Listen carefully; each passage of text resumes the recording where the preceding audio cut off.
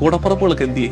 ഒരേ അമ്മയുടെ വയറ്റിൽ നിന്ന് പല കാലങ്ങളിലായിട്ട് പെറ്റിട്ടതുങ്ങള് അന്നത്തെ പരിമിതിയിൽ ഒരേ പായെ കിടന്നുറങ്ങി ഒരേ പാത്രത്തിൽ നിന്ന് തല്ലുപിടിച്ചുണ്ട് ഒരുമിച്ചൊക്കെ വളർന്നു വന്നതുങ്ങള് പിന്നെ ജീവിതത്തിന്റെ ഉത്തരവാദിത്തങ്ങൾ തിരക്കുകൾ പല വഴിക്കാക്കി കാണും. സാരമില്ല, കൂടപ്പുറപ്പുകൾക്ക് മനസ്സിലെങ്കിലും ഇടമുണ്ടോ?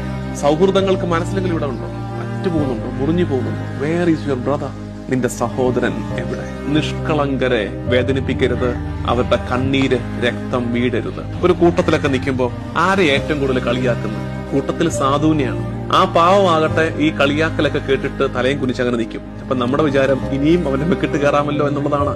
അവന്റെ നിശബ്ദതയെ ഭയപ്പെടണം. നിഷ്കളങ്കന്റെ ഉള്ളു പടഞ്ഞിട്ടുണ്ട്.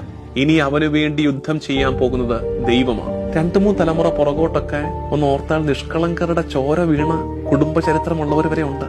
ഈ കാലത്ത് ഒരു പക്ഷെ കാണത്തില്ല. ലോ ആൻഡ് ഓർഡർ ഒക്കെ ഇത്രയും പവർഫുൾ അല്ലാതിരുന്നൊരു കാലത്ത് ചിലപ്പോൾ നമ്മുടെ ഓർമ്മയിലോ നമ്മുടെ കേട്ടുകേൾവിയിലോ ഉണ്ട്. നിഷ്കളങ്കരുടെ ചോര വീണിടങ്ങളൊക്കെ കാണത്തില്ലേ? ഉണ്ടാകാൻ